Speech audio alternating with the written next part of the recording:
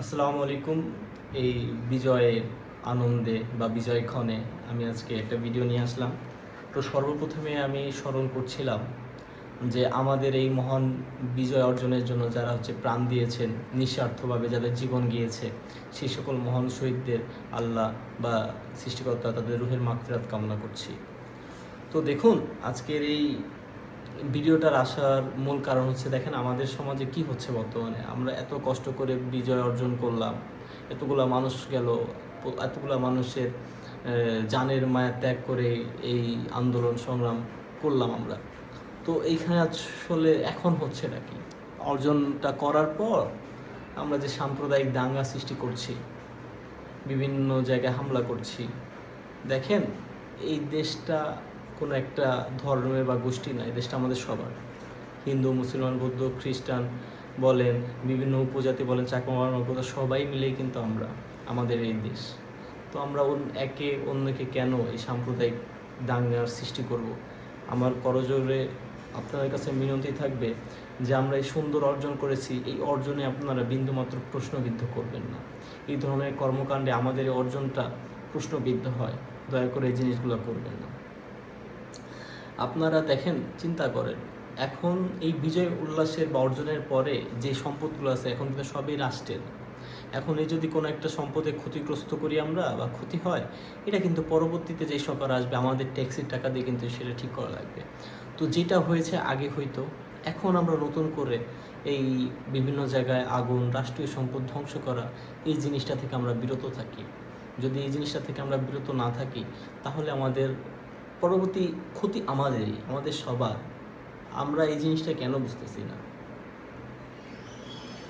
আমরা প্রত্যেকেই স্ব জায়গা থেকে আমরা চেষ্টা করবো এই রাষ্ট্রীয় সম্পদগুলো আমরা রক্ষা করব। আজকে আমি এর আগে একটা ভিডিওতে বলেছি, আমি বিজয় মিছিল উদযাপন করতে করতে মুখে হাসি নিয়ে গিয়েছিলাম আজকে সংসদ ভবনের ভিতরে।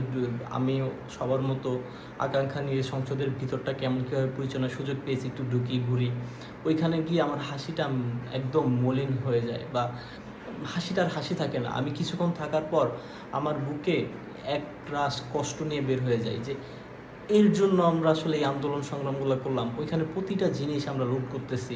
কেউ বলতেছে স্মৃতি নিতেছি, ক্যামেরা, প্রত্যেকটা দামি মূল্যবান জিনিস ওইখান থেকে নিয়ে যাওয়ার চেষ্টা করতেছি আমরা। আপনি ওইখানে, হ্যাঁ, অনেকেই ছাত্ররা, বেশি সবাই ছাত্ররা ওইখানে প্রোটেক্ট করছে, যেগুলো নেবে না, যে যেমনি পারছে ওইখানে বাধা দিছে। বাট তারপরেও অনেকে এই জিনিসগুলো আমরা করতেছি। এগুলো কেন করতেছি ভাই? এইটা তো সভ্যতা না ভাই। আমাদের আজকে গোটা বিশ্ব আমাদের দিকে দেখতেছে। আমরা যদি একটা আন্দোলন করছি, যৌক্তিক আন্দোলন, সেইখানে যদি আমরা অসভ্যর মতো আচরণ করি, আমাদের এই যৌক্তিক দাবিগুলো প্রশ্নবিদ্ধ করে, সবাই আমাকে নিয়ে হাসে। আমরা শ্রীলঙ্কাকে নিয়ে যেভাবে আমরা হেসেছিলাম, শ্রীলঙ্কার মানুষ এটা করছে, বাট আমাদের নিয়েও মানুষ হাসবে ভাই। আমার কথা আপনার ভালো নাই লাগতে পারে, আমার মতের সাথে আপনার মিল নাই হতে পারে, এই জন্য আপনি আমার গালি দেন, বকা দেন, কিন্তু আমরা রাষ্ট্রীয় সম্পদকে আমরা করি, এর জন্য আমরা এত কষ্ট করি নাই ভাই। এখানে সবচেয়ে বড় একটা প্রশ্ন, আমাদের মাননীয় সেনাপ্রধান যে ভাষণ দিলেন, বা উনি আজকে বিভিন্ন দলের লোকের সাথে যে কথা বলে সরকার গঠনের কথা বা চিন্তা ভাবনা বললেন, কিন্তু আমার আপনাদের কাছে প্রশ্ন, এই আন্দোলন যারা শুরু করলো, ছাত্ররা, ছাত্র সমাজ, এই আন্দোলনটা যারা এত বিশাল প্রক্রিয়া সবসময় লিড দিয়েছে, তারা এত কিছু করেছে, আজকে তারা কই? আলোচনায় তারা নেই কেন? এই আলোচনাটা কি তারা থাকবে না স্যার? এটা কি তারা থাকার কথা নাই? আলোচনা তাদের বাদ দিয়ে আপনি কীভাবে অন্তর্বর্তীকালীন সরকার গঠন করেন? তাদের মতামত নাই, তাদের কি কিছুই আপনারা দিবেন না? এই জিনিসগুলো তো আসলে প্রশ্ন।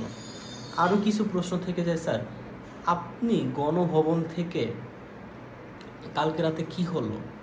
আপনি আজকে হঠাৎ করে 3টা-4টা জাতির উদ্দেশ্যে ভাষণ দিলেন, বিদেশে একটা সংবাদ মাধ্যম জানালো যে প্রধানমন্ত্রী দেশ ত্যাগ করেছে, কিন্তু স্যার আপনি তো খুনিদের বিচারের কথা বলেছেন, তাই না? আপনি তো বলেছেন যে এই খুনের সুষ্ঠু তদন্ত হবে, বিচার হবে, কিন্তু আপনি খুনিদের পালিয়ে দিতে সহায়তা করছেন কিনা আমি জানি না, বাট সেই সুযোগটা তৈরি করে কিভাবে আসলে এই খুনিদের বিচার করবেন আমি না আসলে এখনও বুঝতেছি না। তো আমার কথা যে এই খুনিরা কিভাবে দেশ ত্যাগ করলো, কাদের সহায়তায় দেশ ত্যাগ করলো স্যার, আমি প্রশ্নবিদ্ধ স্যার। আপনারা বলেছেন দেশের মানুষের আপনারা সুষ্ঠু তদন্ত করবেন, বিচার ব্যবস্থা করবেন। আমি আপনাদের প্রতি চরম আশাবাদী, সেনাপ্রধান বা সেনাবাহিনীর প্রতি চরমভাবে আশাবাদী।